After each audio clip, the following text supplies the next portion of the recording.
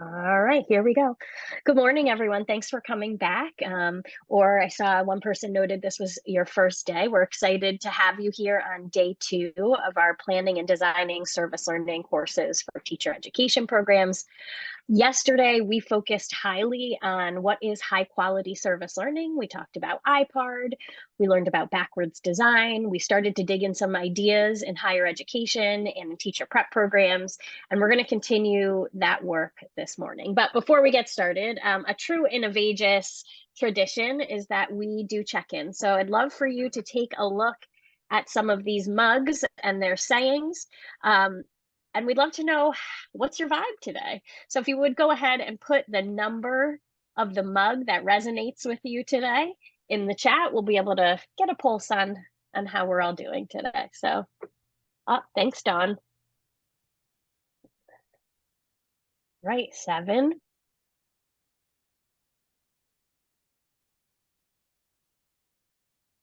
Awesome. We got a few 7s. All right. We have smiley face, up a vacation mode, the current mood. Okay. Awesome. I love to do this. I think as educators, we need to pause and ask folks how they're feeling, how they're doing, what your vibe is. You could ask it in 10,000 different ways. Thank you all. I'm so glad. I'm going to be real honest. I didn't see any ones, if I'm not mistaken. So that's good, because I have been in sessions where every single person says they are like a 1 or they're an 8, and I have to shift gears a little bit. But glad to see that folks are in a productive, positive mood. Even it is what it is. I hope by the end of today's session, you're more of a 4 or a 5. But I have no doubt that we'll get there today with all the work that we're doing. So thanks everyone for checking in and for letting me know how you're doing today. So a quick reminder of our norms, you know this already, but here in the Zoom world, we are advocates of the use of all of the tools. So we also notice some of those things can get in the way. So please make sure when you're not talking that you're muting your microphone. You'll also notice sometimes Amy and I will mute you if we notice background. We want to encourage you to cameras on so that folks can see you today. There is going to be a ton of collaborative work. Our goals today are really going to be housed around making sure that we feel confident and prepared to do our next steps in teacher education and service learning. We'd love for you to be present in the moment and engaged in that conversation. And unlike the real world, where side chat seems to be not something we want to engage in, here in the Zoom world, we love the chat. So feel free to add resources, questions, side conversations while this is going on. Also use those reaction emojis, and then just recognize that we are all coming from all over with different backgrounds and different roles and different experiences, and we just want to embrace that diversity. So here's our plan for day 2. We are going to welcome Joe Nathan in a few minutes to share a little bit of information and do a simulation activity. And then we're going to dig into how service learning is integrated into teacher education programs. We're going to work together to build a syllabus. We're going to explore our own courses of scope of coursework or a sample one. So if you right now are not in a teacher education program, we have some examples that you'll be able to work from. We'll build ideas for integration and entry points for service learning in our programs, and ultimately do some planning. So we're really hoping that we walk away today with some tools and some plans that are both for our individuals, but also some next steps for this group. By the end of the session, we are really hopeful that you are going to be able to explore entry points for service learning in your teacher education program. You're going to walk away today with those next steps. You're going to learn from peers about the approaches of service learning in teacher education, and we're going to create a plan for implementation and adding value to your teacher education program. And so we are super excited. I think this day is really going to be about your engagement and your hard work combined with information sharing and ideas that we can share with this group. So this is going to be a really great day. So Amy, is there anything that you want to say about Joe before we kick off? Well, Joe has been a longtime supporter of service learning, a champion for young people, and he's the founder and co-director now of the Center for School Change, along with Kalik Rogers, who we met yesterday on our youth panel. So it's just an honor to have Joe here to share some of his knowledge and expertise with us. So welcome, Joe. Thanks, and thanks to each of you for organizing this and for each of you who wanted to be here today. I'm going to try to do three things in the next 12 minutes. First, I want to show you 30 seconds of two 90-second videos that young people did as a part of service learning. The school that they worked at is a school here in St. Paul. We've cooperated with them on a number of YouTube videos. This school actually won some national awards for the work that they've done with students. These are mostly students with whom traditional schools have not succeeded. And the particular topic here is to try to help promote the use of dual credit programs where high school students can earn free college credit. So these are 90 seconds. Thanks to Amy, you're going to be able to hopefully see the 30 seconds worth of each of these that displays the insight, wisdom, cleverness, skill of young people. Again, these are young people with whom traditional schools had not succeeded in most cases.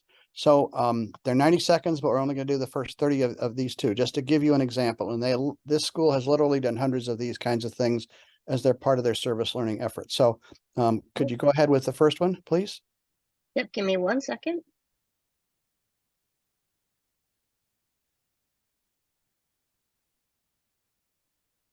Okay, just wanted to make sure the sound was good. Domino, doing You great guys can things hear? for this school. Really like what you're doing. But you know what? To get a better future, you got to get a jump start. You got to get a jump start. Get a jump start. You want a better future? I say get a jump start. Ay, jump start. Get a jump start. You want a better future? I say get a jump start. Yeah, PSEO. I believe I'm doing more here, cause I could get in a 2-year and get the knowledge I gained in a 4-year. Yeah, this is for my students, my seniors and my juniors. You could get a jump start on your future. Ay. I love getting knowledge here, not waiting on my scholarship. I'm taking AP courses so I can pick my colleges. I hop on my computer, cause I control my future. I slip on my glasses, I jumped out to my classes. Leg out. Jump start. Okay, Amy, can we just stop that at this point? I mean, we were all jamming, Joe, though. We were all, did you see all of us bouncing around? Could you do the second one, please? Absolutely.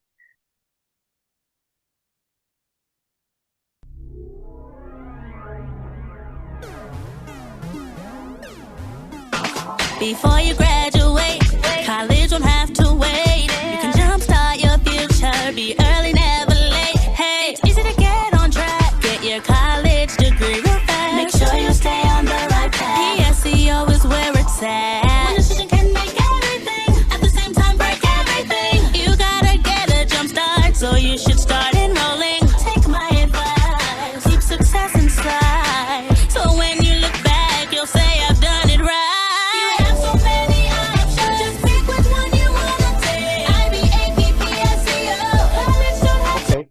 Great, thanks. So again, those are about 90 seconds each, and we worked very closely with the school and the students there, produced these, and they have done many of these as a part of service learning at the school. I'll be glad to answer any questions at the end about this, but I want to do two other things. The first is to give you a simulation that might be useful to you, and then the third will be to provide some resources, some of which we discussed yesterday. So a number of years ago, I taught a class at a district school here in St. Paul where students, as a part of their coursework, solved real consumer problems that adults referred to them. And most of you were here yesterday, so you know that we talked about it's important to set goals in the beginning, and then to be clear about what those goals are, and then to involve young people in a process of helping to define how those goals were going to be met, the specific project that the students were going to work on. In this case, this was a class where students worked on and solved literally hundreds of consumer problems that adults referred to them. So we're going to briefly do one example of this. So what you can see hopefully is a letter that was sent to the students from a woman who said that, and I'm going to ask you what you would do next. So here's the prompt.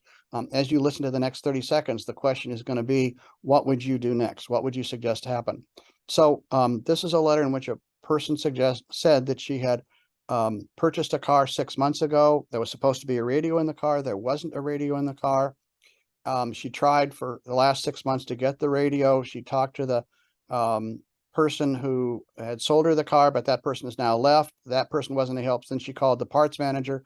That person hasn't helped, made lots of promises, but nothing has happened. So would you take 10 or 15 seconds to write in the chat area what you think you would suggest this person do next? Remember, you are talking with students, you're asking them this question. What do you think should happen next in this case? Again, facts. 6 months ago, she alleges she purchased a car. 6 months ago, for the last 6 months, she says she's been trying to get the radio for the car and has been unsuccessful. So would you just write next 10 to 15 seconds in the chat area what you think might be the next first step?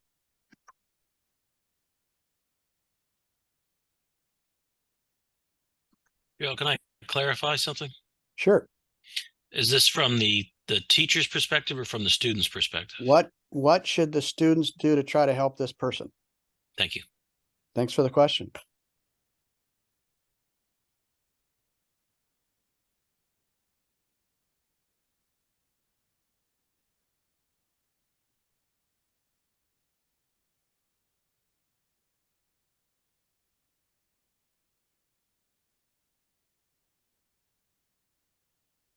I see Looking for Lauren s- raised her hand. Sorry, I just Okay. want to ask, are we allowed to know who she's reached out to try The to students in the class. She's reached out to the students in the class? Right. Here is a letter that she sent to the students in the class asking for help. Oh, I mean, yes, I understand that. I meant who has she asked in the past 6 months to, She has contacted the person who sold the car to her, and okay, that person promised help, but then the person left the dealership. The I second, see. she contacted the that. parts Okay. manager, and the parts manager asked for help. Said that they would take care of the problem, but months have gone by and nothing has happened. Okay, thank you. Sure. So would you just write what you think the students should do next or suggest next in the chat area, please?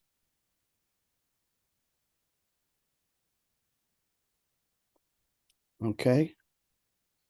So Bob is suggesting pursuing some local media that have consumer concern features. Research the consumer law protection. Okay. Letter writing campaign. You have one other or two other ideas?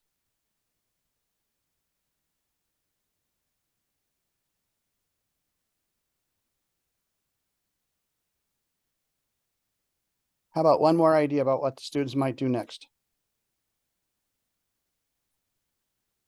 Okay, let's investigate potential community partners to donate a radio. Okay, let's talk about these briefly. Bob, you suggested researching other modes of pursuing concern like a local media. Why do you think that would be the best first step? Well, it's one I like all the ideas that were suggested. Because I think is the other one element I would be thinking about here is that the person who wrote probably feels disempowered, and that taking some kind of action still nominally on their own or with their own motivation would hopefully not only get the radio installed, but would also restore that sense of autonomy and for that person. Good. Okay. So your suggestion is to write a letter. No, wait a minute. Your suggestion is to check out media that might be interested in helping her. Is that right? Mhm. Okay. Another person, I think Samantha suggested, Emma suggested, speak to the person directly to learn more and see what additional research they would want. Emma, why do you think that's the best next step?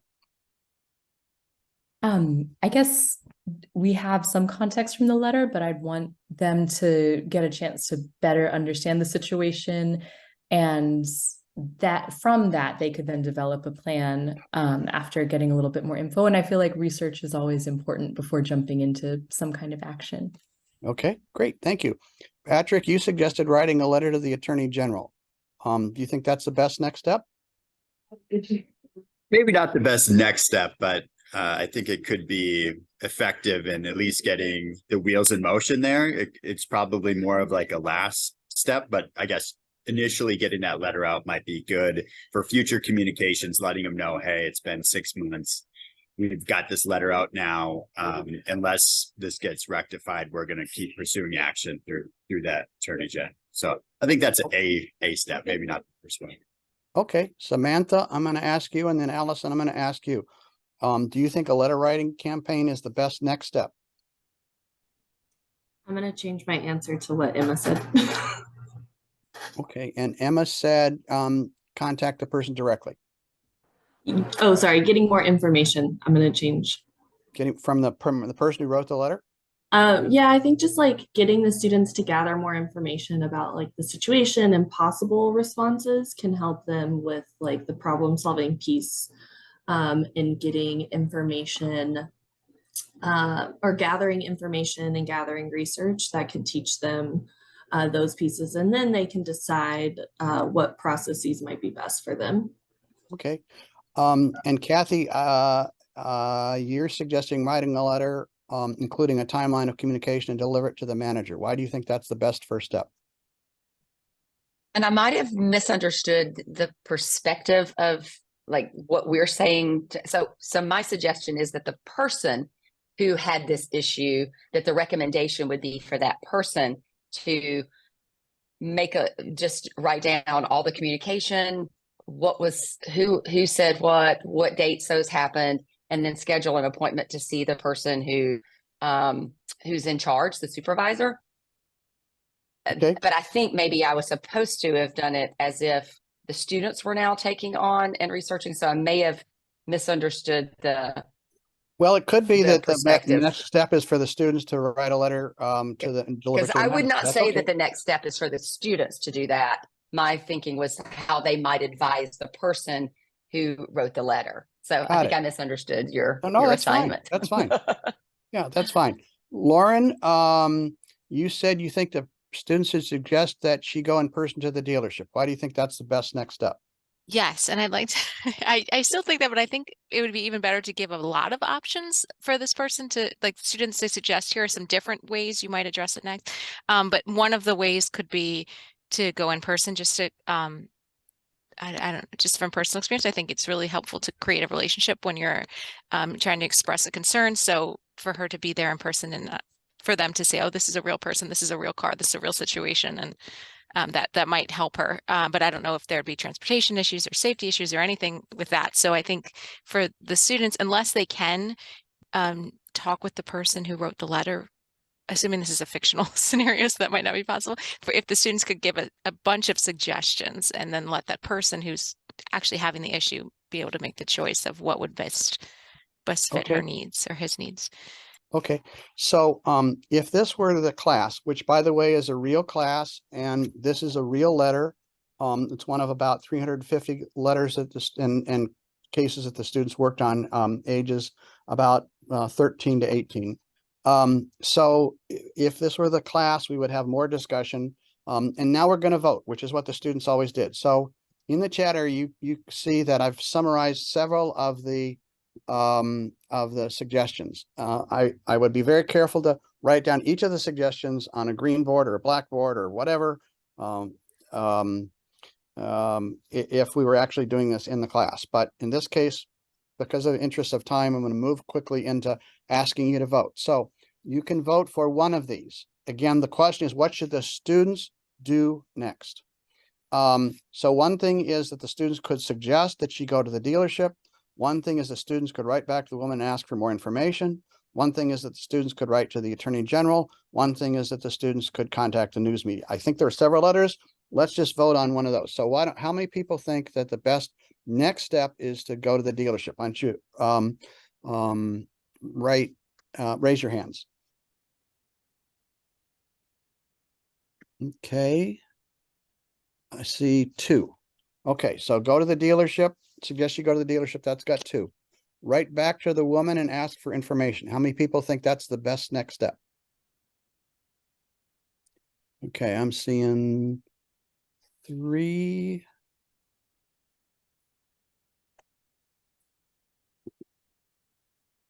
Four.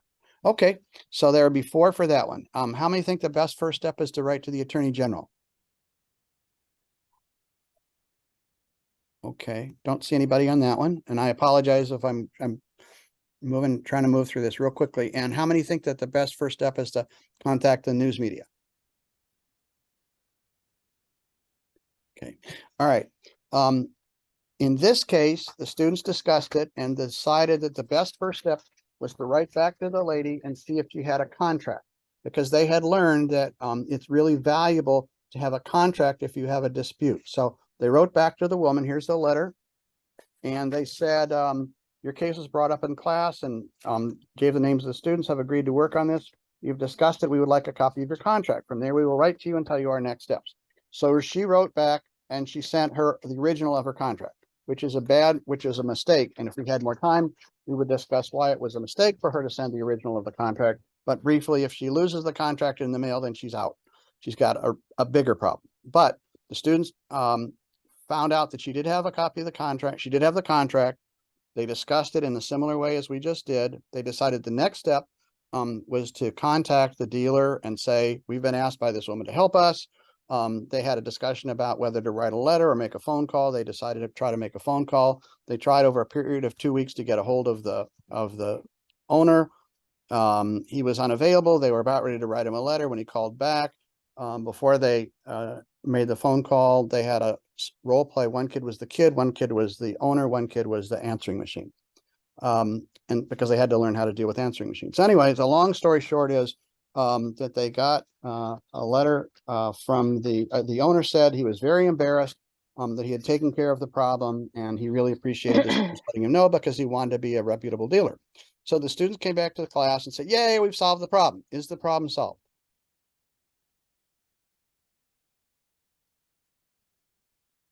Yes, no, unsure. I'd like to hear from both parties that the problem is solved.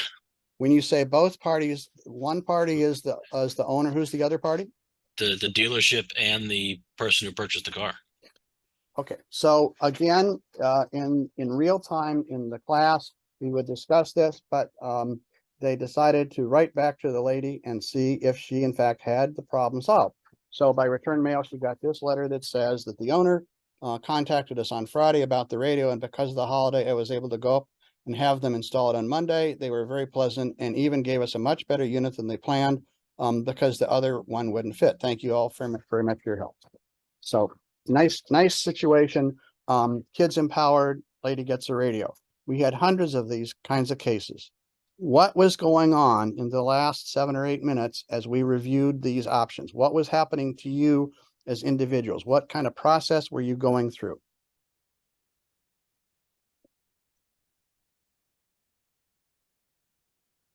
I liked that you were moving at a really fast pace. I also was confused at sometimes, but I was intrigued at sometimes, and I wanted to know the end, and I wanted to help solve the person's problem. It was really good. Okay. One or two other reactions?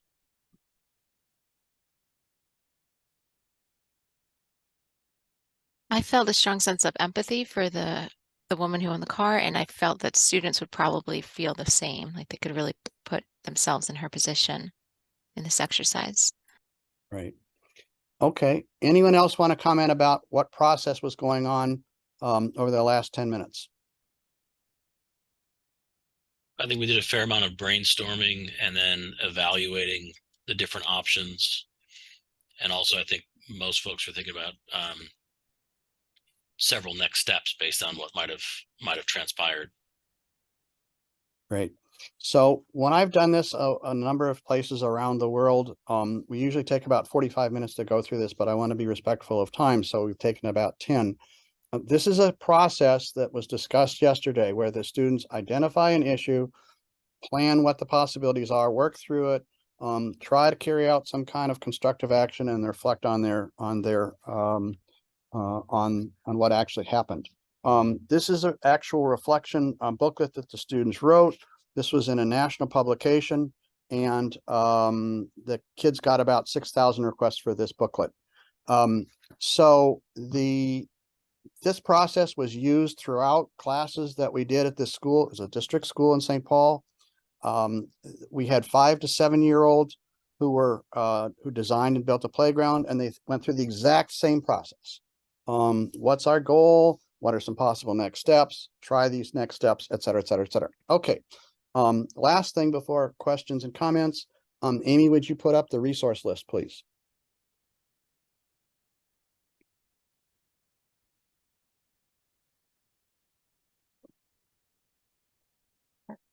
So again, in the interest of time, I'm going to just real quickly say that this is a Just want to make resource sure list. people had access. Okay. This is a resource list. On the resource list, you'll see, can we scroll down? Yep. There are links to the YouTube videos. We actually have done a number of them. Those are 2 examples. At this particular place, just a second, there's a link to a whole series of projects that we've worked on. We've worked on having kids successfully go after the state of Minnesota, which was denying them literally millions of dollars in unemployment benefits. That was a campaign that was won. Some of you are familiar, so may have heard about this campaign. The state was denying them unemployment benefits.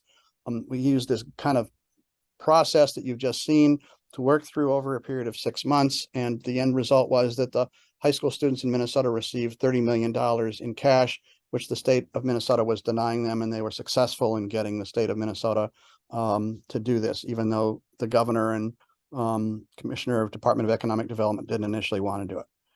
There are many, many examples. Yesterday, we talked about how with Dr. Payne's assistance, encouragement, and leadership, the state of Minnesota has decided that we have a new requirement that all prospective teachers must learn about project-based learning and service-based learning, both the rationale and the implementation. One of the things that we worked with Dr. Payne on was a 1-page research summary completed by a University of Minnesota professor. That 1-page summary is found in this area by Dr. Andrew Furco. The best single website that I know of with dozens of examples of service learning projects is What Kids Can Do. Yesterday, we discussed the University of Minnesota Capstone Project. I was told yesterday that about 80% of the University of Minnesota students are doing a capstone project. I mentioned that it's possible for middle and high school students to write to local agencies and organizations and say, we can do some research for you. I have an example, which we can talk about later if you're interested, where they wrote to Chamber of Commerce and some other groups. They did research in Grand Rapids, Minnesota for a Chamber of Commerce. The Chamber of Commerce was delighted by the research the kids did and published 5,000 copies of a brochure that the students produced. So there's the capstone project, but this capstone approach is applicable to junior and senior high schools. We have been long admirers and partners with NYLC. This is the website of NYLC. A couple more things to scroll down, please. Some of you are interested in state policy. There's some information about state policy, including the new Minnesota teacher prep requirements. Education Commission of the States has some learning policies. Those of you in Minnesota, the state legislature has just allocated $1 million in cash to allow for creation of new service learning projects here in Minnesota. We'll say more about that in the coming several months. Can we scroll down a little bit more, please?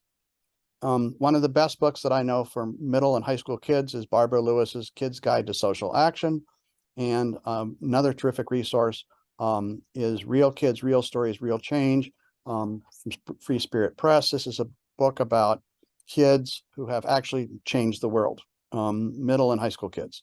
And then if you want our contact information, there it is. So I want to be respectful of time and the program. So is there, Amy, do we have time for 1 minute of worth of questions, or do you want to move on immediately? I'll defer to Shara because she is facilitating. I think if there is a question that someone has for the good of the group, of course, also recognize, feel free to chat Joe directly with things that are particular to your program or something that is unique for you. So let's open it up for 1 minute and then we'll continue on with the agenda. Okay, Patrick has said, what's the name of that book? Patrick, I apologize. Which book are you referring to? And I did put the link in the chat, Joe, so they all have access to this list. Great. I was just asking about that book that the kids had published that so many people had requested, but it's probably in the resources that were shared. Yeah, we actually haven't made a PDF of it. We need to, but if you write to me, I can send you a few pages from it. I think I saw Emma. Did you have your hand up? Yeah, I was thinking about this yesterday and then with the booklet as well today. I'm just curious about the differentiating between the assessment that's, you know, in the planning stage that educators are doing, and the reflection, because I can, like, that book seems like almost it could be the product, right? In some ways it could be a form of assessment, but then it sounds like it was also used as a reflection. So I'm just curious how you all differentiate between those two things, or if that's even necessary. It feels like it is, but curious to hear Yes, what I you- agree that it's necessary. There were a number of terrific examples of reflection activities and assessment activities. NYLC has just fabulous resources on that. We have some on our website. We did both assessment of how the kids had done on each individual project, and then each student's work over the course of the semester was assessed individually using a variety of ways to assess, including the students had an opportunity to come in on what they had accomplished, what progress they felt that they had made. So there was both group and individual assessment.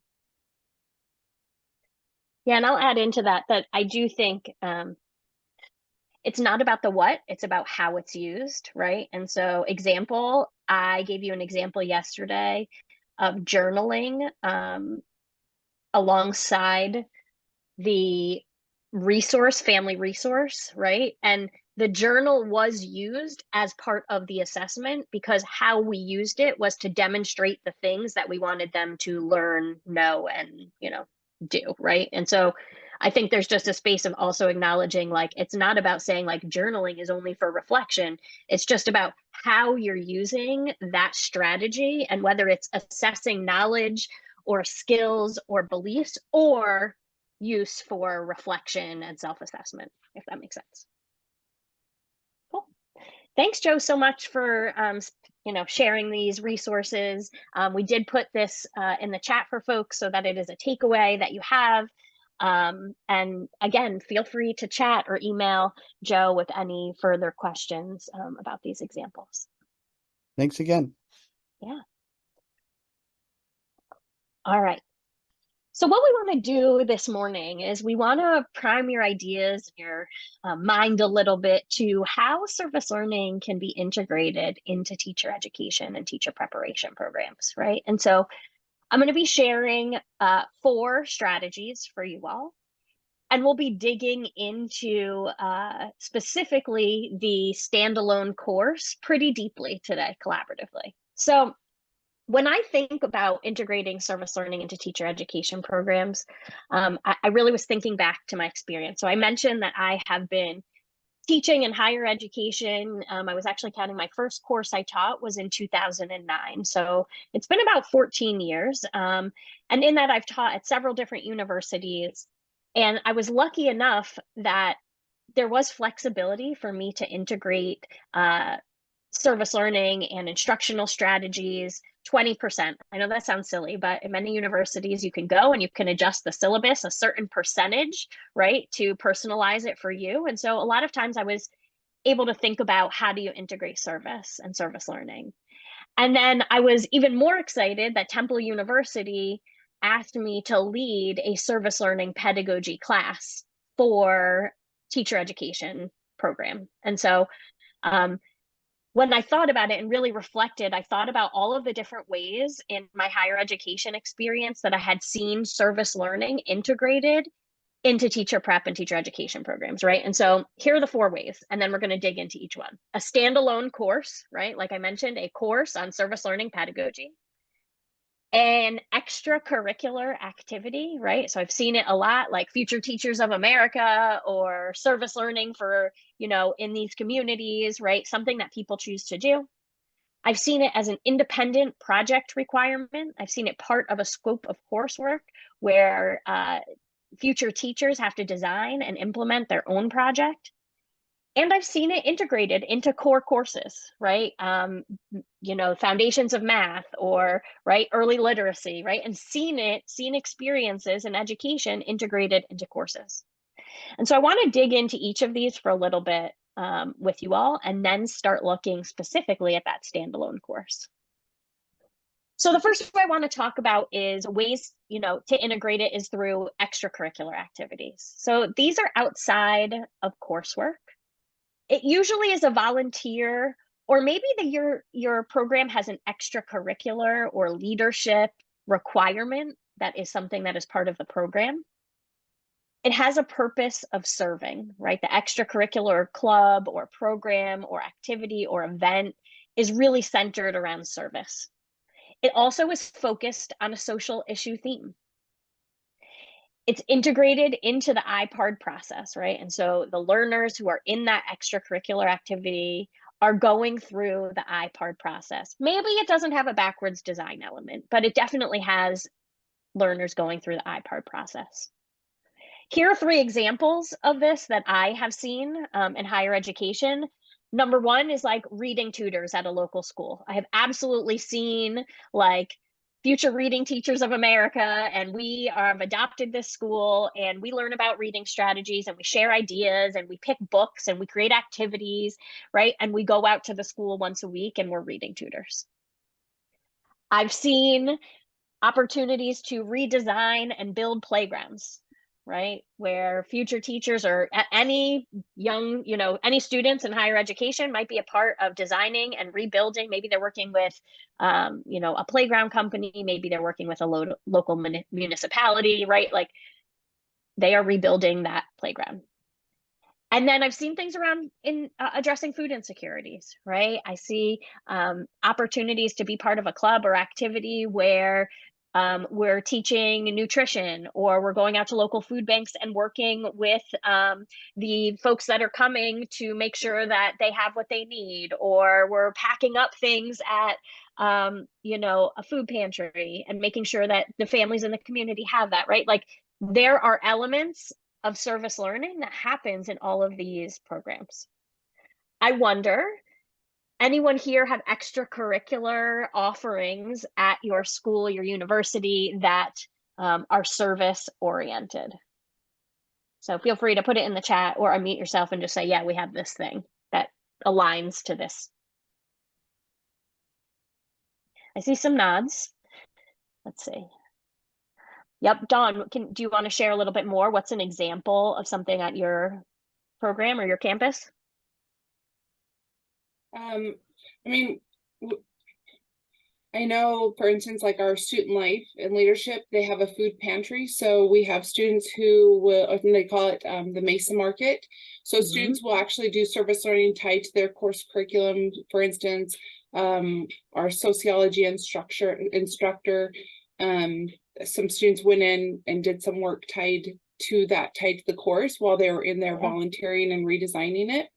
And then other students will then just volunteer there, awesome. Separate outside of getting course credit, yet then they're getting exposed then to also the service learning students. So it's a fun little mix. So that's one example. And yeah, there's probably maybe others that I can think of.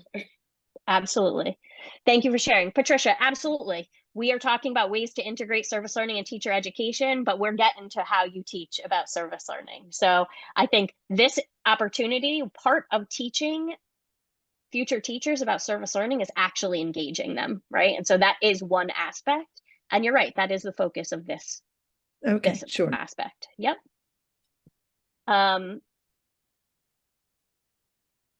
Emma, I would say that good service opportunities have opportunity to become service learning. And so I think that you can think about, are there service oriented, social issue focused clubs or activities, right?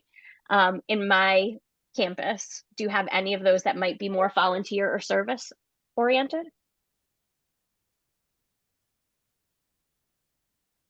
Anybody else? I'm sure we do. Okay. So how are those, I mean, I think that engaging social issue clubs in doing service is very important. And I think it's separate from service learning, but it is an important aspect of how to get a K through 12 school engaged in service in one way or another. How do you connect that with service learning, which is much more a pedagogy of how to teach a course, math, history, science, or whatever? Those are kind of separate. in my view. So I agree. So here's what I will say. The IPARD process is stage 3.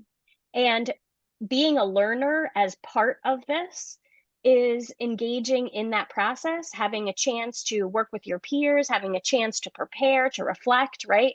And so I think that's going to be up to, again, this is where the staff of campuses need to know about service learning, because the advisor of that is responsible for making sure that the IPARD process is happening. But this example of integrating service learning into teacher education is about engagement in service learning, not about necessarily teaching them about service learning.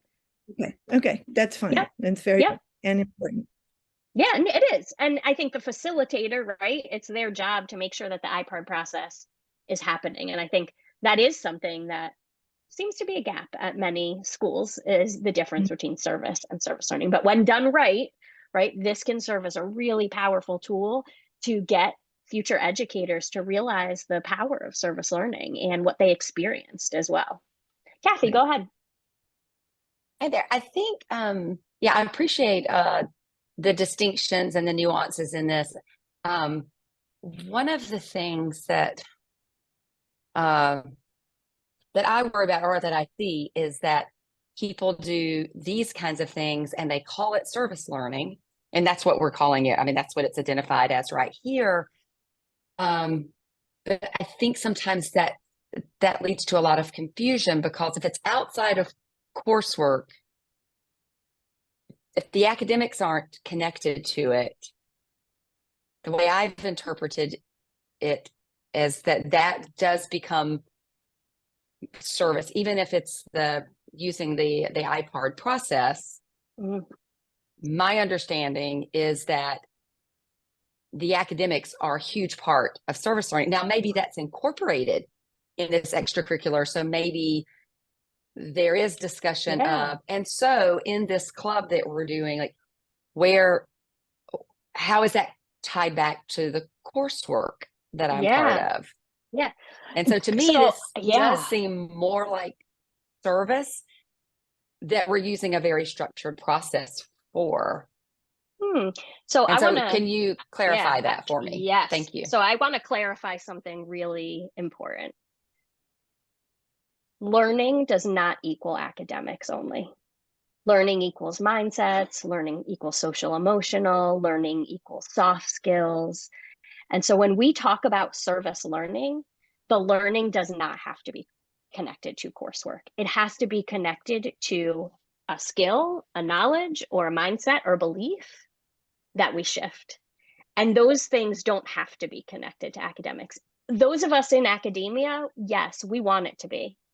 But we have many nonprofits who engage in service learning that are not academically tied. They're tied to health goals. They're tied to community outcomes. They're tied to workforce development, right? And so I think when we think about what learning is, we need to be careful to recognize that it's not about what we only view as academics and important and learning, but we have more of an inclusive view of all of the learning that learners need that include their skills, their knowledge, and their mindsets, right? Because the learning can be more holistic and more targeted at any part of a human development than just the academics. And so I will venture to say that with, again, a purpose of serving, a focus on a social issue, and an integrated IPARD process, that there is learning and it is service learning, right? Maybe the learning has to do with being able to work together or being able to recruit volunteers and communicate in an effective way, or it might have to do with being able to create lesson plans or being able to identify age-appropriate books, right? But like, the learning doesn't necessarily have to be tied to coursework. It can be tied to any learning objectives. So the focus then is learning objectives, but learning objectives are of a variety of types. Yeah. So, and I would say, the primacy of learning objectives, that service helps to help to support those learning objectives. But it could be, okay. Yeah, learning objectives can come from a variety of things. Okay. Yeah. Right. And I appreciate that clarification because in my instance, I do have them focus on leadership and civic engagement skills and those kinds of things. And I'm sorry that like I'm participating in this as a faculty member who is required to teach certain content. And so I guess my comment was not to say that folks who are representing other organizations don't have learning and specific skills that they're but I would say that probably I just see a lot of times at our universities, I think this is great when students are participating in service, but when I'm trying to help a faculty member understand that connecting those opportunities to their courses, that a lot of times that it will be, oh, well, they already do service learning in their whatever the other things are. Yeah. And so they don't. And so I think that's where some of the confusion comes is that, oh, well, they're already doing it. So it doesn't go in the coursework. And so that's why just trying to clear it, just, language matters. And so sometimes it can be confusing for folks. Yeah. And I think I'm going to be honest, like in really strong programs, all 4 of these things that we're about to talk about, like are happening interchangeably, right? So that there is opportunities for all of it. But I think working through and understanding what are the ways, because you will see just this in schools, right? Or you will see just the next one in schools. And I agree, you will see, we're going to talk about extracurricular, now we're moving into projects, and then you'll see the 2 ones that are focused specifically on courses and examples around that. All right. The second strategy or way that you can integrate and schools are integrating service learning into teacher education is through an independent project requirement. So in my graduate work in urban education, I had an independent project that was focused on really an opportunity to identify a need in the community and find a way to address that need through service, right? The funny part is they never called it service learning, but when they described it, it was service learning. And so in the independent project requirement, it could be part of a requirement or an elective coursework, right? So in some programs, there might be an option to take an elective, and one of those elective could be an independent project, independent service learning project. Or it could be that part of the teacher preparation program is an independent project requirement, right? That's just one of the things that future teachers do. In that, there might be flexibility in the time frame. So independent projects could happen in a semester. They also could happen during a summer semester, right? But there would be flexibility in terms of when that could happen.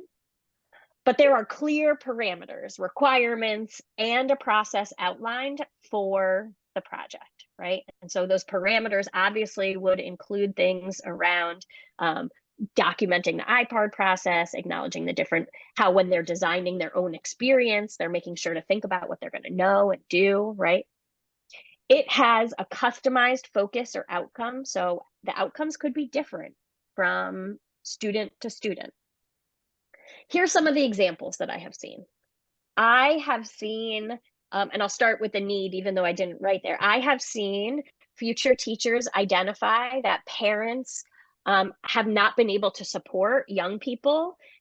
This happened specifically on math when we shifted to Common Core, right? And so that future teacher decided after they surfaced this need that they were going to help the school create a series of parent workshops around using Common Core math strategies and implement that, right? So that was their independent project.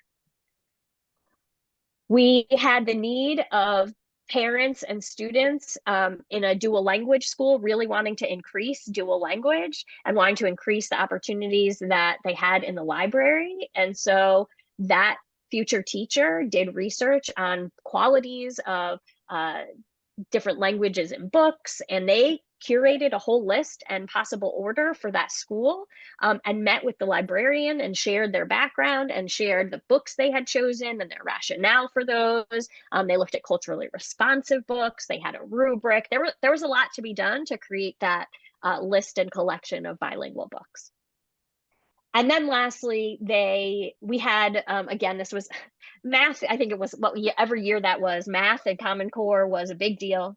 And so another student recognized that the kids were just not grasping concepts and weren't doing worksheets at home. And so with that knowledge, they created math games that students got to check out and take home from the school. So just some different ideas of where future teachers went in really learning about the community, learning about what some of those needs were, tapping into their own coursework and scope of coursework and future teacher skills, right? To be able to come up with what their service learning experience would be as an independent project.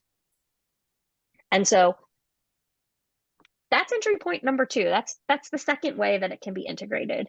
Do any of your schools have independent projects that maybe don't mirror this, but there's an opportunity to mirror this a little bit more? I see some nodding from Bob. I see Molly nodding. I see the chat. Let me open that. Yep. All right. Anybody willing to share a little bit more about their independent project requirements? Yes, I would like your feedback on this because I think a light bulb is finally going off here with me. But it won't, okay. So I direct a master's teacher licensure program that can also lead to a master's degree. It's at the graduate level. Yep. And me so, too. Okay. So my idea is to allow students, instead of writing a thesis, to let them do a service learning project. That would be just amazing. That's what I did. The problem is that the thesis in my program comes after the students are finished with the teacher prep program. Yeah. And I don't want them to have to delay getting their teaching license. And also the service learning has to be integrated into the teacher prep program because that's what our standards say. I do. So fair. I understand because it's a requirement. You don't want them to have to do it after student teaching because technically after student teaching, they can start applying for their certs and all that stuff, right? But it's also a requirement. Right. I wonder if there's a space of, talking about with the new requirement and with this idea of meeting that requirement, is there a space to shift it? Many of the teachers actually did these projects during their student teaching because it usually ended up being something that was related to what they learned during student teaching, but not directly their responsibility in student teaching, if that makes sense, right? Like delivering parent workshops isn't necessarily something that we would do as student teachers. And so that I think is one aspect of this. And I think another aspect is like identify maybe this isn't the best strategy for them if it's a requirement for graduation, right? Maybe it is an option for instead of their thesis, but there is something that fulfills the requirement before they get to that point, so it doesn't hold them up in that requirement. Those are two things. I wonder if anyone else has suggestions for Molly.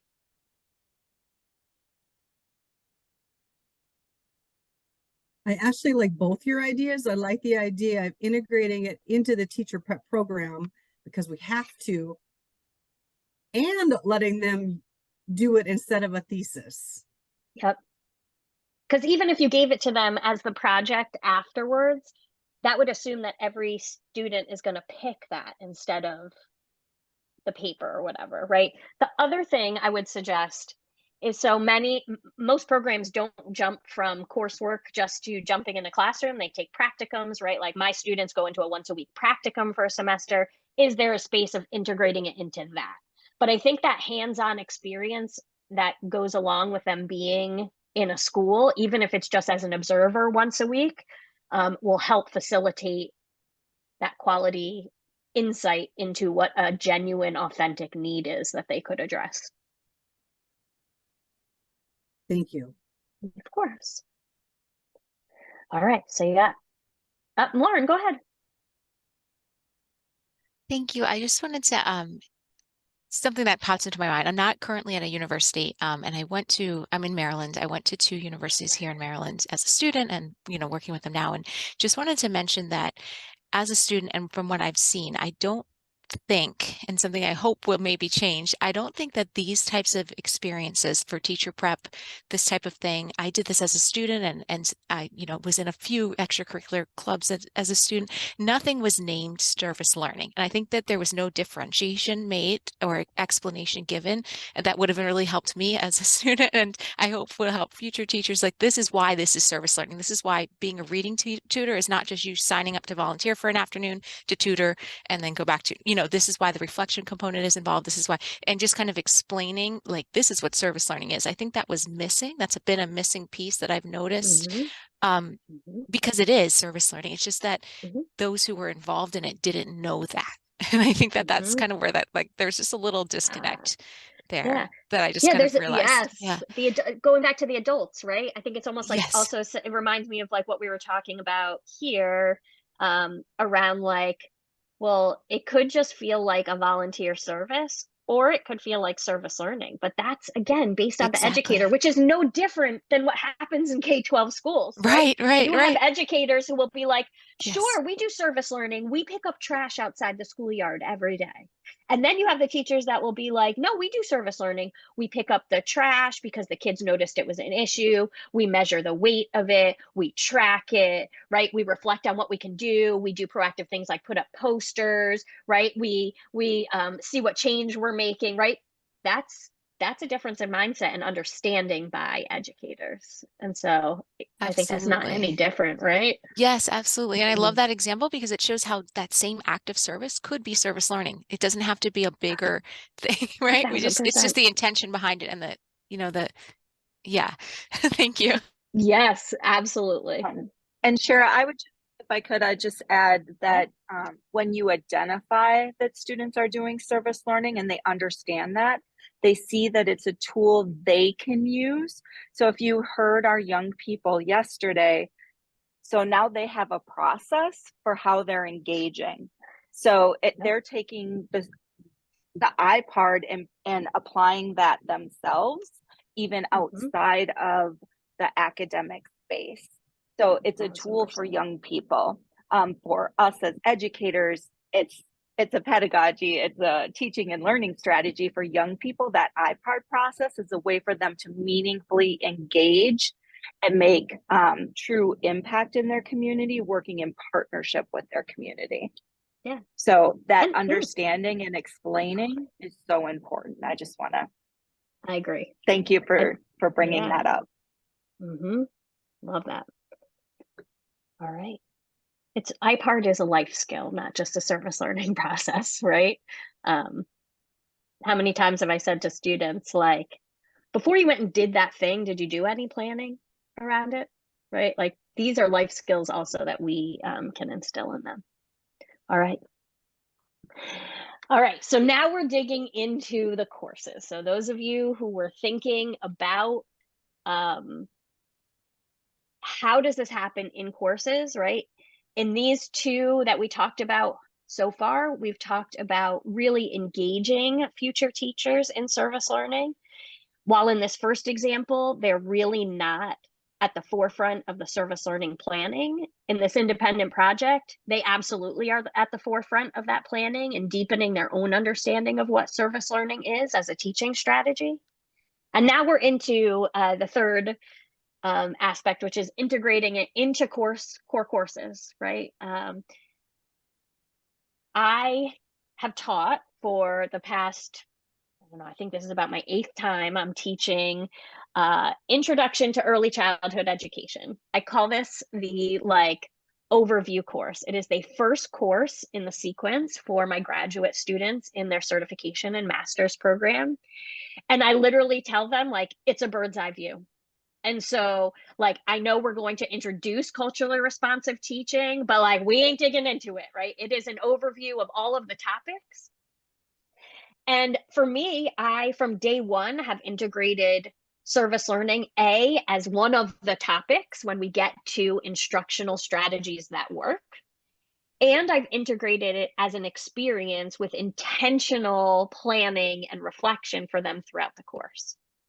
So service learning in this aspect has intentional integration into a specific course, right? Whether that's a math methods course or literacy or an intro to early childhood education, whatever the course is, it is integrated directly into that coursework. There is possibly a targeted unit that is focused on understanding how service learning connects to that coursework, right? So in early literacy, how we might use service learning, right? And making sure that the future teachers see the connection between the same way that in a literacy methods class, we might be teaching about close reading strategies. We're also teaching about service learning, right? And so we're teaching strategies and making sure that there is targeted unit or focus on service learning as a pedagogy.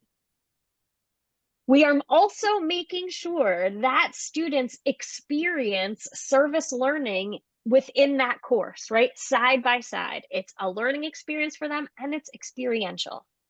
And that the service learning pedagogy is not just taught, but it's reinforced by the instructor. So I'm going to share with you the example from my course on early childhood education. So in my early childhood education course, I integrate a service learning experience called Each One Teach One. And this is actually, believe it or not, their first service learning experience, but it's also their first experience teaching a lesson in this new program that they're in. So how Each One Teach One works is during my first session with them, we do a syllabus overview. We pull out all of the key topics. As I mentioned, this is an overview course. So we're talking about everything from like the history of education to culture responsive teaching, to family engagement, to state standards, to funding, right? It is all over the place. And so we explore all the topics together. And so the team comes together, they start to look through the syllabus, they peel out all of the topics, and then they start to think about, of all of the topics that we're going to address, what are some of the ones that they are feel most that they want to learn about and are an area that they need to grow in, right? So I could say, what's the area that you love the most or the one you know the most about, but instead we look at what is an area of growth. And from there, they start to form some teams. They develop a semester schedule.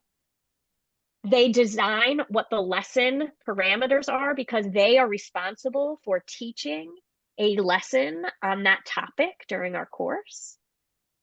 They come up with the lesson parameters, what has to be in the documented lesson, right? And they have to start doing this. And this doesn't all happen in session one. This happens all throughout. So when we start talking about instruction and lesson planning in that like overview, like we literally have 2 weeks to cover this, that's when they start having a discussion about, okay, so in our lesson parameters, when we're going to be teaching, what are some of the things we should document? Also, what are the things that we aim to have as instructional strategies, right? And they create these parameters and they work with a team to develop a lesson that they implement in our course. At the end of the lesson, we do a whole reflection activity. It's part of a tradition. And the students are responsible, the students who led the workshop are responsible for doing some of their own self-assessment and reflection as a result of the action that they did to teach that lesson, right? And so throughout the entire process, they are both engaging in service learning and learning about service learning as a strategy as they're going through it and understanding about how all the pieces are tied together as we're building out the project throughout our course. Right. And so, again, it's not a service learning course, but it is an overview to early childhood education that integrates service learning as a pedagogy. Right. So just like we're talking about Socratic method and we're talking about experiential learning and we're talking about these strategies, we're also talking about service learning. And they're going through this process. And at the same time, I get to see them in action and they get to teach their first lesson and they get feedback from the entire class about like how that lesson went and how they could change it for next time and right, like all of that. And so this is one example of how service learning could be integrated into a course. So I want to pause there. I want to allow questions on this example, and I'd love if there's anyone that has one that they'd like to share.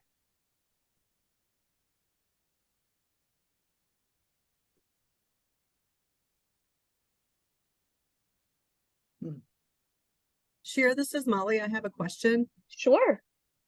I love this. I oversee a foundations and education course, and we do just what you described. What I'm missing is, who are my pre-service teachers serving in your example? I want to make sure I understand, who are they serving? They're serving their classmates. Okay. Yep.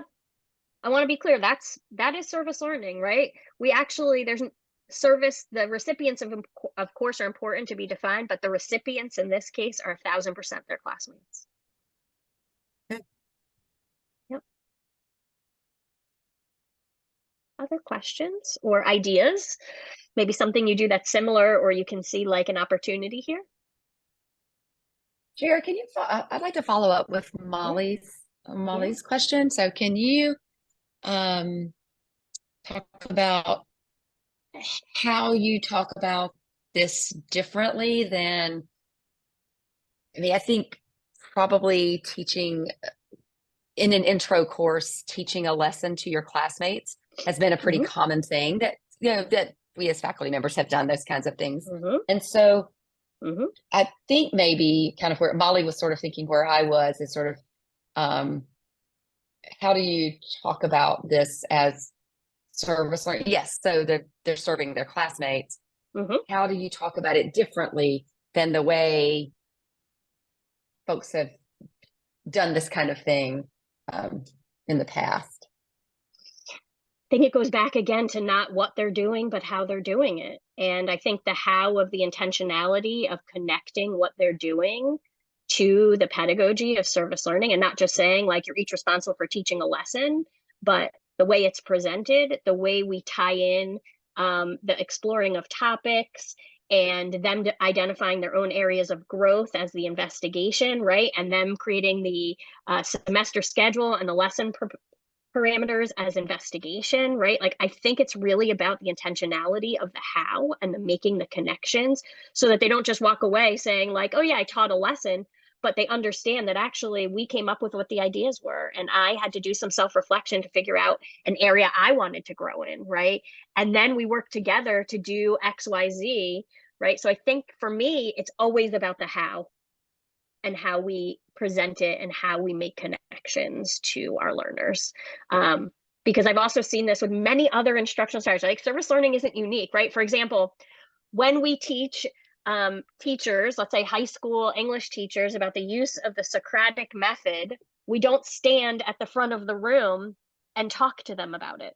We actually engage them in a discussion in the Socratic method, right? We teach them about the parameters. We let them know how it works. We engage them in it. And I think we have to start thinking about service learning as a strategy that we use. And we have to be really intentional about making those connections, because we could just say, like you said, today in this class, everyone's going to teach a lesson. Here are all the topics, right? Put your name next to a topic. And here are the parameters, right? So again, like, here are all the things you have to do in your lesson, but instead we're engaging them in developing that, which makes it more service learning oriented and allows them to see the connection. Here's a quick example of how service learning could be integrated into a class. I put some of this information in the chat area, but for more than 20 years at the University of Minnesota Humphrey Institute, which is a public policy graduate program, a public policy graduate school at the University of Minnesota, I taught a class on how people try to have an impact on the world at the state legislature, what specifically they do to try to get bills passed. And one of the assignments for the class was to have each individual student identify somebody who was trying to get something done at the legislature, interview that person, write a 10-page paper about it, and then after feedback, revise and summarize that 10-page paper into one-page paper. Then we took all of the one-page papers, put them together, and the one-page summaries of what people had tried to do served as one of the textbooks for the following year's class. Love it. so that students were actually adding to knowledge. We're learning academic skills of research and writing, or improving them.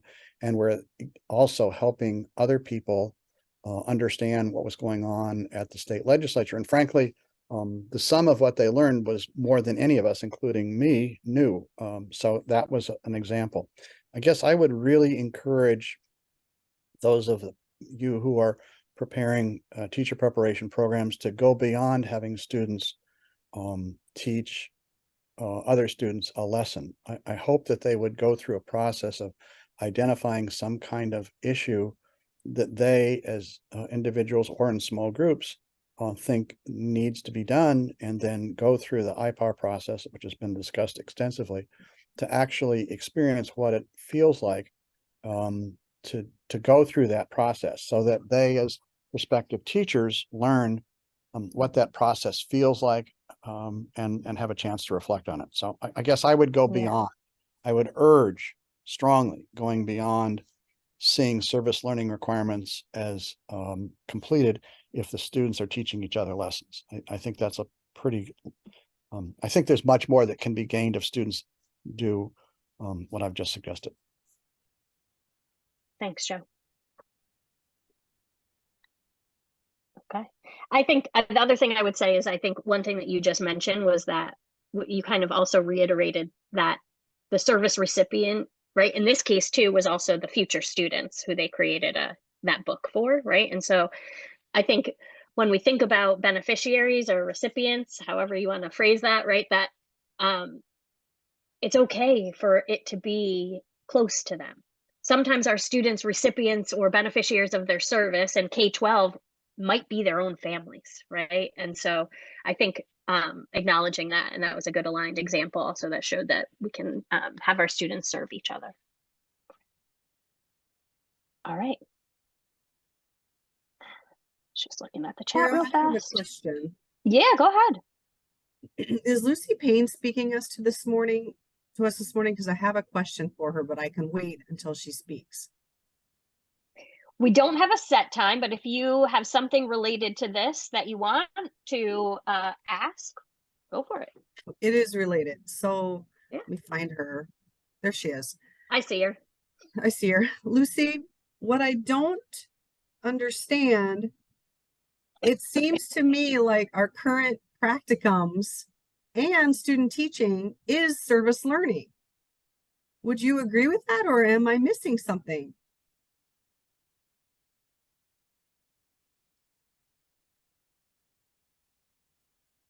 I can see how we could make that argument, but the intention of the rule is not that. Okay.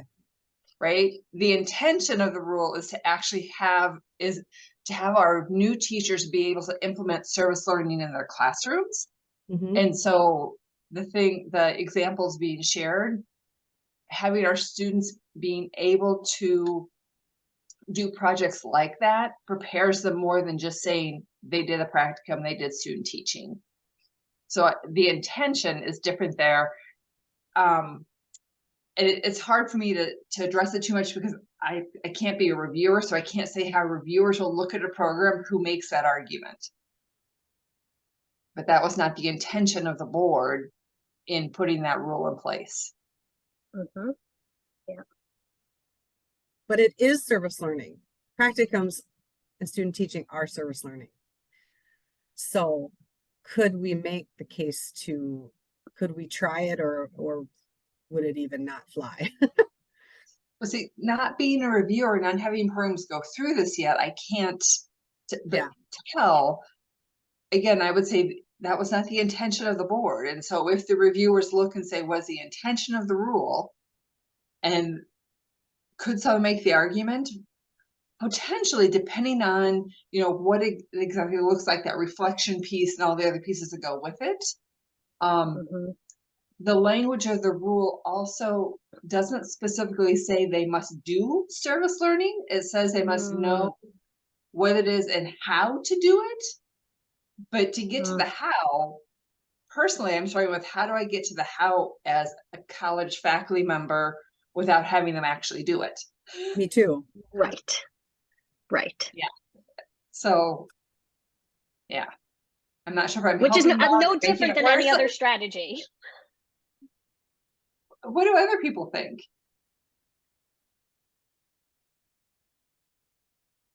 Well, I just wrote a note about it. It seems that the student teaching project may be a service learning, but it's not teaching them how to guide service learning of Agreed.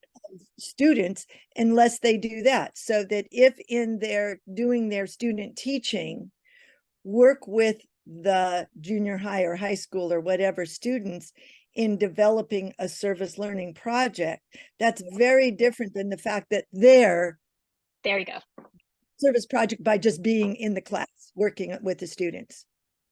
Yes, it seems yes, the distinction that doing it themselves is good, and it's practicum to practice how service learning works for themselves. That's great. But if they are then going to be able to go to a classroom as teachers and do a service learning course, then they have to get the students to do service learning. Yes, I love what you just said. I fully agree with you. I think if you think about this and you're thinking about how to add value, right?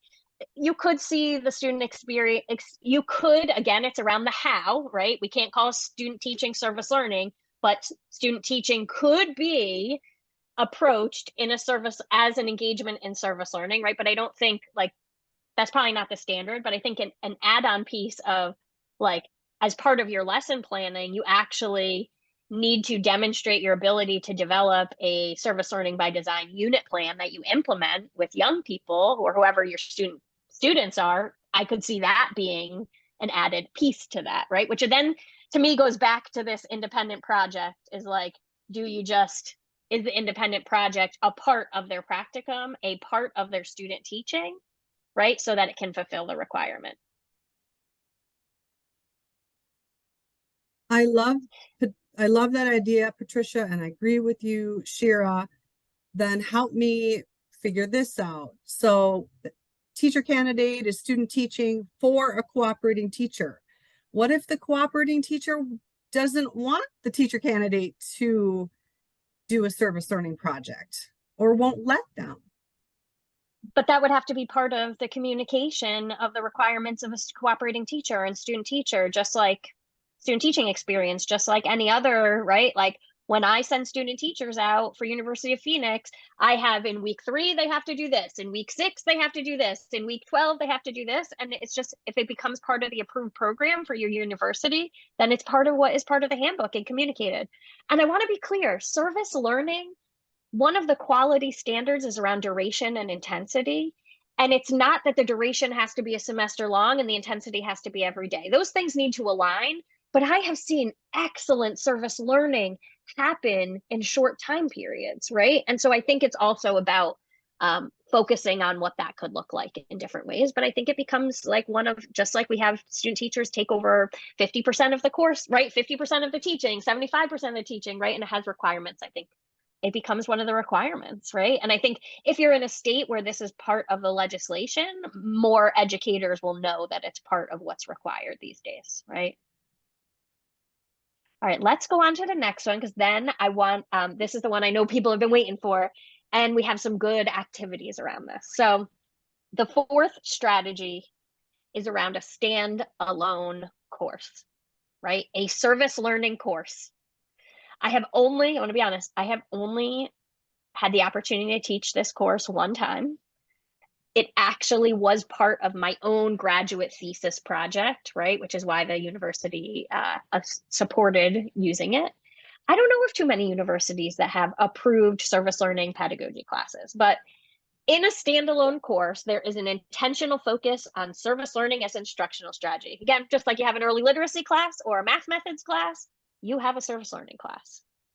It is sequenced within a teacher education course. So I actually think I saw a chat earlier that asked about when within the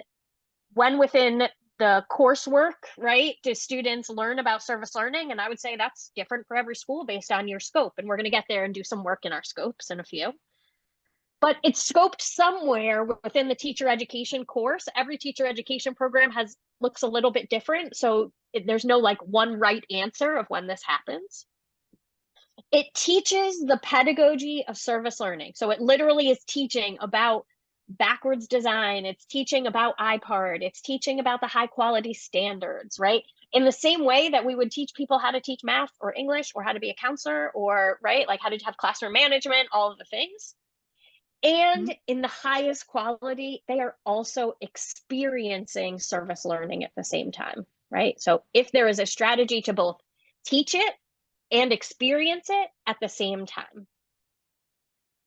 So in that, I will say that there should be certain things in the syllabus, right? There should be things on IPARD. There should be things on backwards design. There should be stuff on planning service learning, and there should be items on experiencing and how the students will experience service learning.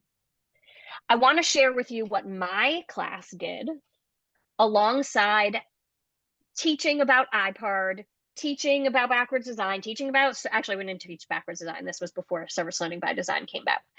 Teaching the high quality standards, right? Is that along the way, one of the things that my students noticed in their investigation phase about their community of School of Education is that they noticed that there weren't enough kids, high school students, who were interested in coming to Temple University. That was something they were like, the number of kids is going down. We're not necessarily getting the right students, right? And so they were like, we somehow need to teach high school students about Temple University. And so out there in the world is a project called In Our Global Village. And In Our Global Village encourages and takes learners through a process of ultimately creating a book. The outcome is that they create a book focused on their community. And so my students created In Our Global Village, Our Temple World. And they, as part of this, and you're going to get a chance to explore this in a little bit, they built this entire book. And I'm not going to tell you too much of what they did because you're going to get a chance to like imagine what they did. But they built an entire book. They decided, and they have each page has a different topic and was written by a specific student who also like introduced themselves. They created it, they designed it, right? They did all of the things to create a book about Temple University that at the end we submitted to In Our Global Village, which is why it is posted online and you all have it. But they also did a mailing to high schools in Philadelphia with the book to guidance counselors, right? And so while they were learning about service learning, they were also going through the service learning process so that they could create and participate in Our Global Village and get the word out about Temple University to high school students, right? And so, fall 2008. I guess I started before I said I started. I said it was 2009. I guess it was 2008. And so this was their final outcome of their project, right? And so in this course, it was a introduction to service learning course. Learners learned about service learning as a teaching strategy, and they were engaged in their own service learning experience throughout the process. So with that, Amy, what are they going to do? I saw you plop the chat in I there. did. So using the link that I popped in the chat, we're going to go into breakout rooms and you're going to explore the In Our Global Village, and then also with your understanding of service learning pedagogy, the backwards planning process, work together and discuss what would you do to design the IPARD process for getting to the final outcome. Like, what would that look like? And what skills and competencies do you think students will need to accomplish the final outcome? So you're gonna together explore these two questions and use the In Your Global Village and your knowledge of the service learning as a pedagogy to answer these questions. Yeah. And we're gonna give them about 15 minutes, Shira? Yeah, I think that makes sense. We can do about 15 minutes. We're at 11:30. Yeah, I would say let's do about 10 minutes, just because I know we have a few more activities. So let's do about 10 minutes. And then what I will say is you don't need to document it, write it down like this. Just let this be a holistic discussion, right? Look through the book. Imagine, right? I told you that their final outcomes were the creation of this book and distributing that creation to high schools in Philadelphia, right? And so we just want you to discuss and kind of think backwards at yourself about like what that IPARD process could look like for these higher education students and those skills. Questions before we send you out? All right. Molly, go ahead, Molly. Yes. I'm in Minnesota, we use the language teacher candidates and students. And so, and I know not, you know, the whole country doesn't use the same language. So that's where I'm getting tripped up. So would this be for the teacher candidates, the pre-service teacher candidates? Teacher candidates. Yep. Excellent. Thank you. Absolutely. Okay. All Any right, other Amy, questions? I have breakouts ready. Okay, perfect. We'll see you in 10 minutes. Perfect. There is about 3 to 4 people per room. Here we go. So we're just going All to right. take a couple of minutes. Go ahead, Shara. No, go for it. Oh, just a couple of minutes, and love to hear what did it take for these teachers to create this product. So what was the process? What did you see as the IPARD process? What skills or competencies did they gain from completing this project? Anybody want to share out?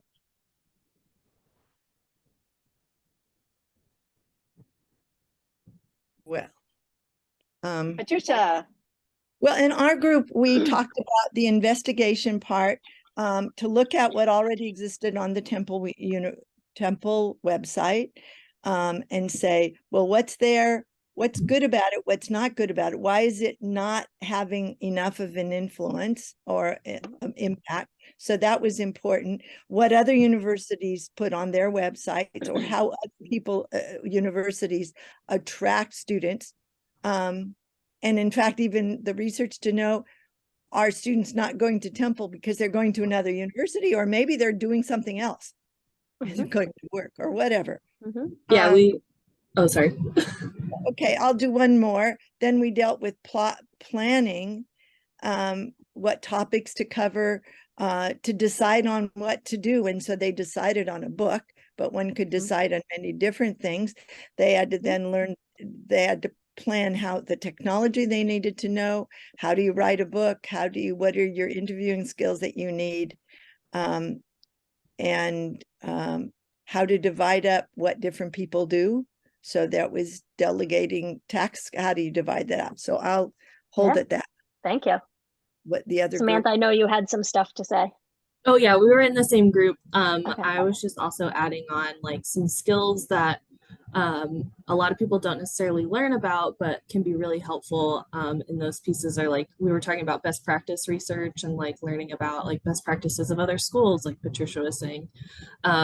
Community, there's also a section that was like about the community, and so that could also be tied into asset-based community development of like, what are some good things going on in our community that we can highlight for other people. And then talking about that evaluation piece can be really good too, of like, what do we think are issues? Are we helping solve like those types of issues, and how can we kind of measure that?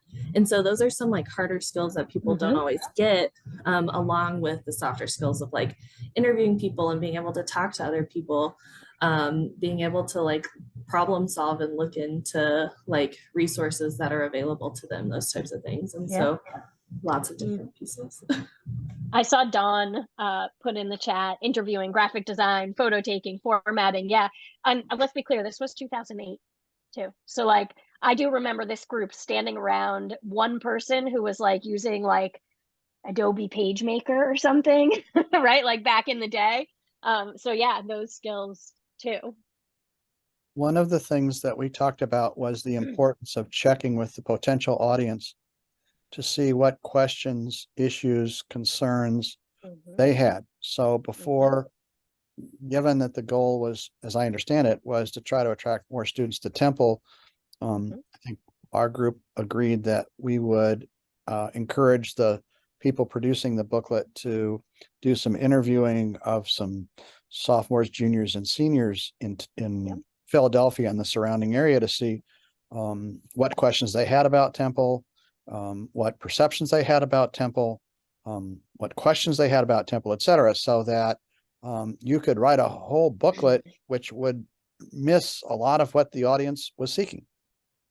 Absolutely. And you hit the nail on the head. They all did that. While they weren't student teaching or didn't have access to high school students, they were each responsible for interviewing, I can't remember how many high school students it was. And that's actually how they landed on these topics, right? Like the Temple website probably doesn't have stuff about social life and food, but that was something that was important, right, to high school students to know about Temple. So yeah, I love that. And yes, that was something they did.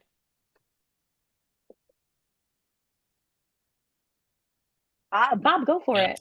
We also, in addition to many of the things that have already been raised, we also included possibly some interviews with current Temple students about what they liked and enjoyed, what brought them there, and also some inquiries to the admissions office as to whether there were any particular parts of the city or region where they had seen a decline in interest. And try to target that a bit and understand that better. Yeah. I mean, I'm sure you all could go on and on, right? But we just wanted you to like take a moment to like make that connection. Amy, anything else on this before we take a well-deserved break? Nope. I think it's important that everybody gets their health and wellness break in. So we're going to break for 10 minutes. So we'll come back at 4. Well, let's come back at 5 too, if we could. So just shy, like 9 minutes. And we'll come back and continue on our journey today. So and our last hour. Our last hour is going to be really thinking about your own scenarios and your next steps. So we'll see you in 10 minutes. And we want to spend just a few minutes doing a little speed dating. So what we're going to do is put you in breakout rooms. I'm sorry, Shara, did you? Sorry. We're going to put you in breakout rooms with another person and have you talk about how service learning is integrated into your teacher education program. Describe an example of service learning that pre-service teachers have experienced. If they haven't, what could it look like, or what would you hope it looked like? So really focusing on that experience for pre-service teachers.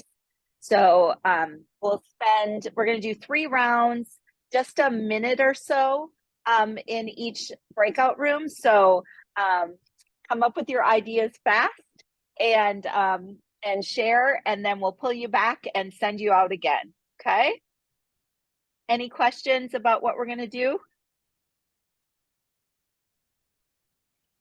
I'll put these. Just a nice opportunity to share. Exactly. I'll put these questions in the chat too, but here's your rooms and off you go. Welcome back. Hopefully you got to meet some new people that you hadn't had the opportunity to connect with before. I would love a couple of volunteers just to share maybe something that stood out to you, something new you learned, maybe a question that's still like floating out there that you're like grappling with. Maybe you had a like aha moment talking to somebody else. Do we have any brave volunteers? I see Patrick. Yeah, it's literally right at the end. I apologize if I mispronounced your name, but Gaylin was mentioning how they're really trying to focus less on like drives, clothing drives, food drives, and more on empowering students to give their time and talents instead of just collecting money and resources. I thought that was really great to hear, and something that I'm definitely going to be focusing on as well. Thank you. Yeah, how to move students along that continuum, right? Like there's that need like there's always that need that needs to be addressed, but then, yeah, what are those root causes? How are we thinking about meeting genuine community need beyond the philanthropy side? Great. One more person. Do we have another volunteer? I can go. So I'm kind of reflecting on how I don't come from like an organized like high school or university setting. Like I'm coming from like a community program run through the city, and so it's all like voluntary for the kids, and they're not necessarily, but it's not always like intentional service things. And so I kind of have to make mine like fun, engaging activities. And I was talking to one of my groups about moving from like a checkbox of like, yep, we did a service project this month, to then being like, okay, how can I have them like reflect and grow on this? Because I am always wanting to like teach them skills and help our community. And so I'm been thinking through some ideas of how to add in those like reflection pieces and those like engagement pieces that I think they would really like. It's just, how do I set it up to where the high school students will really like this game or this like fun like activity where we just go through like what we learned. And so I've gotten some pretty good ideas from the series. Wonderful. Thanks for sharing. Well, we're gonna move on to our next activity. As promised, we're going to dig into creating a syllabus. So what we're gonna do is have you work in small groups. We have a template for you. Cher, would you mind throwing that in the chat? I'm just going to check.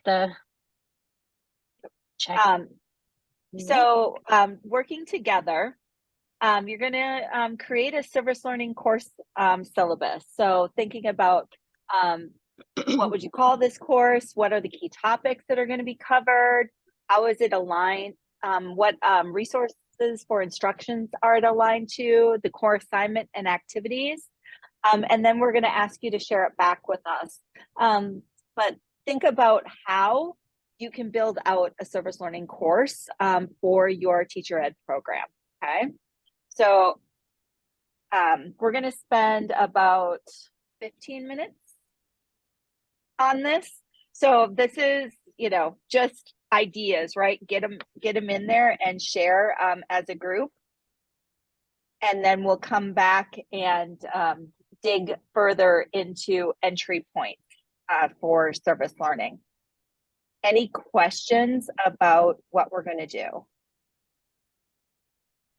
Amy, can I add in that I think our hope is that, let's say we separate into 3 groups, that there will be 3 groups working for 15 minutes, right, on these ideas and brainstormed that we can then reshare out to this larger group. So you have some starting points, some resources as you want to start thinking about an intentional standalone service learning course for your program. Thank you, Shara. Yeah. Emma, go for it.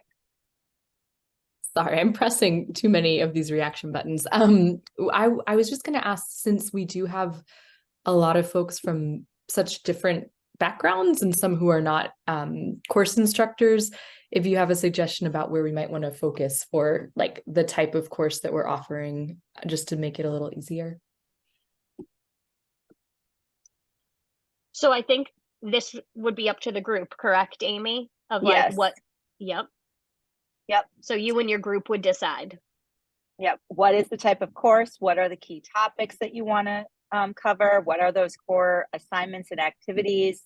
So it's up to you and your group to figure out what this is going to look like collectively. Okay.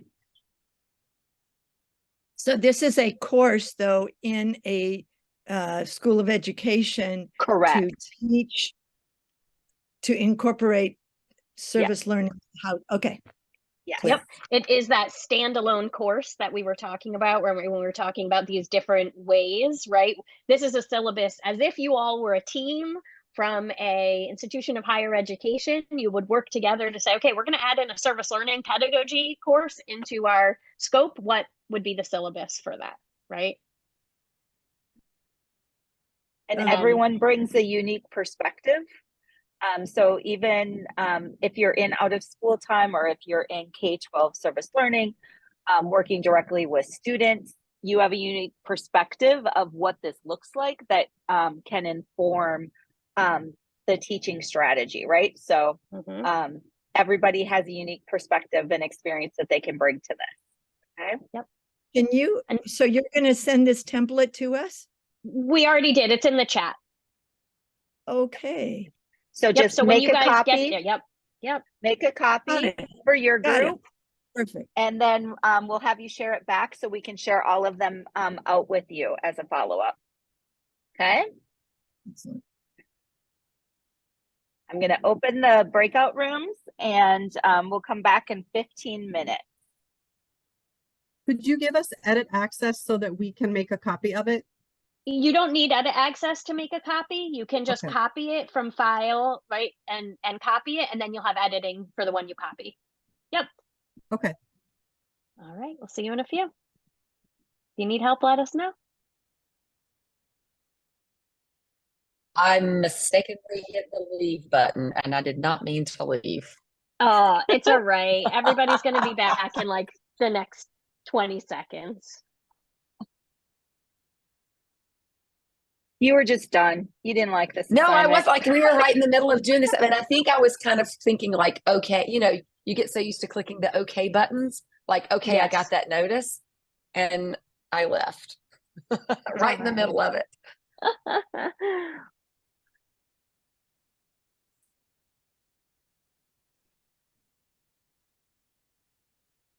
I don't guess I can go back, can I? All right. There we go. Everybody is back.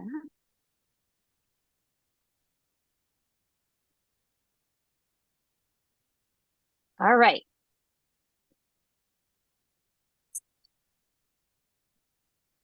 All right. So, if you have not already, I don't want you to bump your chin. Young dance. Okay, is that where B went? It's the same building, but let me help people out. Okay. If you have not had a chance to share the syllabus with Amy, of course, while we continue to work through the last half hour together, you can feel free to add stuff and continue to do that. But we want to make sure that Amy gets access to them. So if you have not, if you were the owner of that, please make sure you share it with nylc.web, and it will be part of the slides, the recording, and the information that we share out with you all after your participation. But hopefully you had a chance to just, again, that the idea was to get some brainstorming going as a collaborative group, because our last half hour, you're going to also spend doing some independent planning with some thought partnership with folks. So quickly, in thinking about this experience, I wonder if, you know, there was a key topic that you all decided on. Like, does anyone have, like, let's just shoot out, what were some of the key topics that you thought were important for your syllabus? So you can just put it in the chat or unmute yourself and yell it out, but like, let's just brainstorm real fast. What were some of those key topics?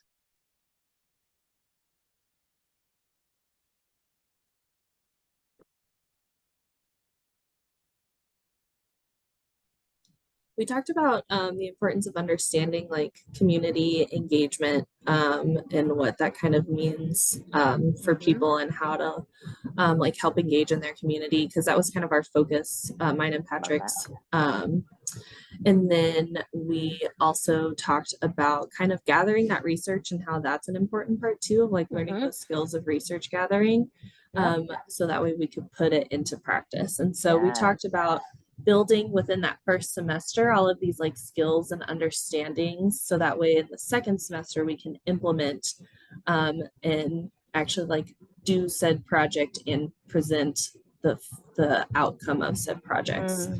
Awesome. I know, as Bob said, yes, many of the things that we talked about, especially yesterday, would be great topics. And I see, Patricia, you have your hand up. Okay, just a moment. It's, you know, I am in Lebanon and it's 7:41 in the evening, and I just realized it's really getting dark here. So I just light. Okay, one of the things that I think is often forgotten is how to identify and work with community partners, and how to teach the community partners the difference between volunteers and service learning students. Yeah. Yes, and that goes along with that community engagement, right? Like when we dig into what that means of the community engagement, there's also a piece of partnerships and beneficial partnerships and understanding. Right. Amy, And I then- saw you unmute yourself. I did, because I think, Patricia, thanks for bringing up community partners. I mean, that's where we start to get into that authentic, meaningful service and building true partnership with community, understanding the assets that the community has. So when you start to talk about like critical service learning and, all of the different social justice issues, really working in partnership with community and building and understanding is so important for a quality service learning experience that is working in partnership with community. So thank you for bringing that up. Yeah.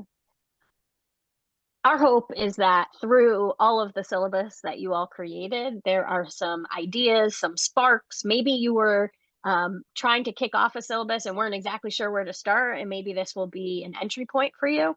But this was, again, just a collaborative way for you all to bring to the forefront a lot of the topics from today, to start thinking about if you were to develop a service learning course, what would it have in it?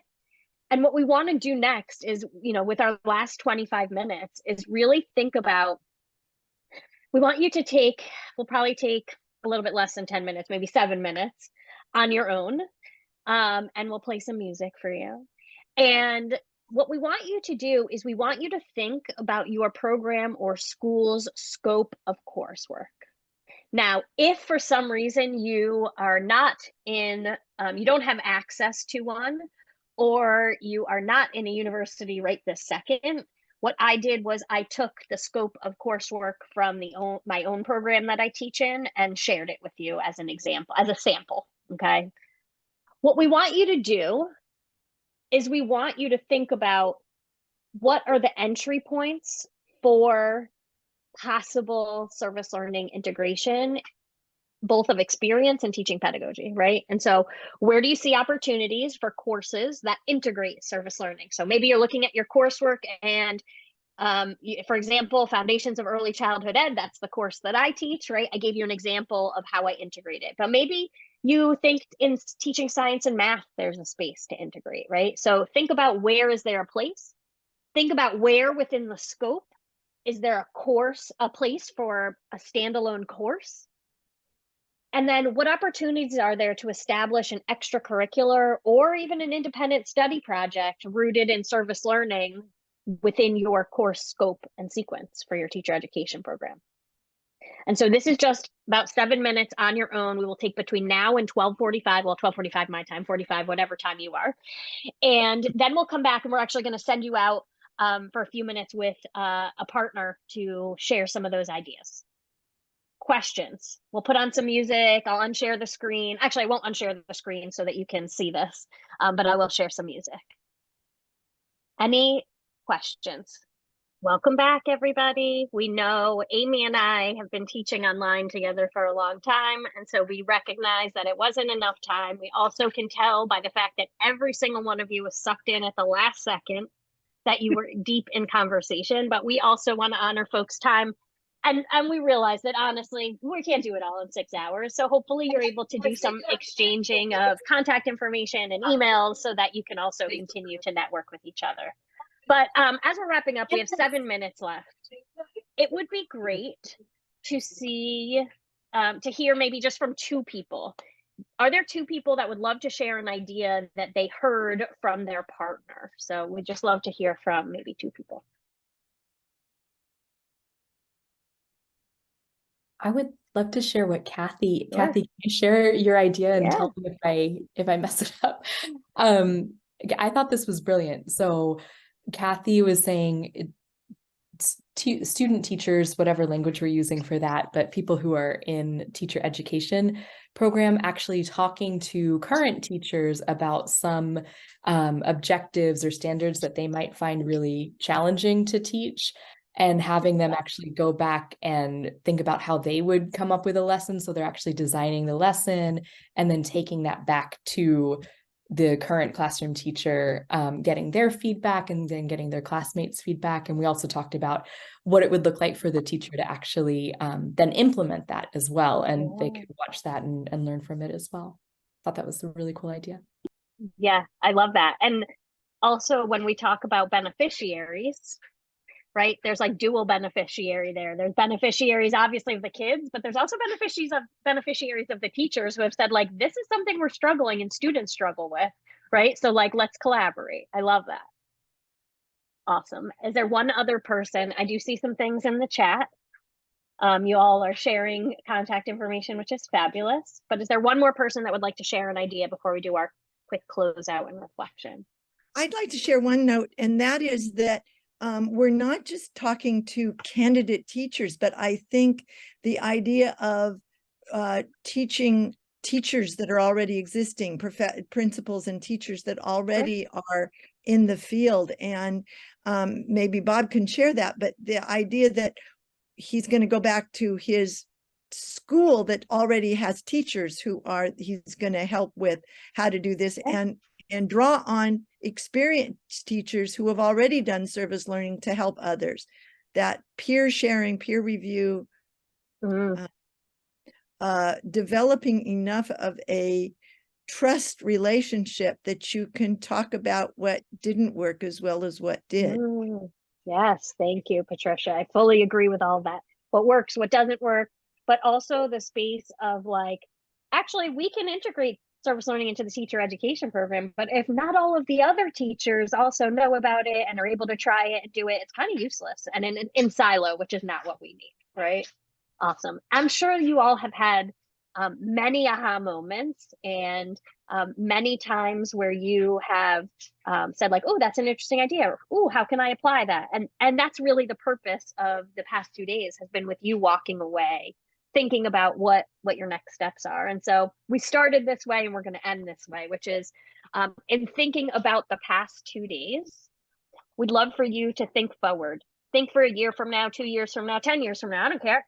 What is the headline for your teacher preparation program 1 year from now with an enhanced integration of service learning? So I would love for you to think about if there's a newspaper article about your teacher education program and its integration of service learning, what is that headline? So go ahead and put that in the chat. What's your headline for your program a year from now, or 2 years or 10 years? That's up to you. Can we make sure I have a real hard time copying what's on a chat. Can you send the chat content to all of us somehow? Amy, you're muted. Yep. I will look at that. If people would like their contact information shared, I need to ask for permission to do that. But the whole chat. I will see what the shows and then we'll go from there. Because there are a lot of other resources that are on the chat too, and I can't copy paste into anything else for some reason. Yeah, Links chat does not, do. Zoom does not allow you to copy chats. Can you do it for us? No, I cannot copy it. No. Yeah, you can download the chat, it, but I can't copy it. Yeah. Yeah. Okay. So you can download Amy will the definitely chat. look Saves into as a it. document. Yeah, definitely. Okay, great. All right. So thank you, Dawn. Dawn gave us a headline. Would love for some other folks to, yep, I see. Awesome. So let's stellar students make a difference, one student at a time. UGA teacher candidates impact P12 schooling through service learning. MCC leads the way in real world high impact learning. I love that. Civic engagement program meets targets of service learning at all grades 1 year early. Ooh, all right. I like that. Okay. So these are aspirational and like, you have to get there, which means you have to have next steps.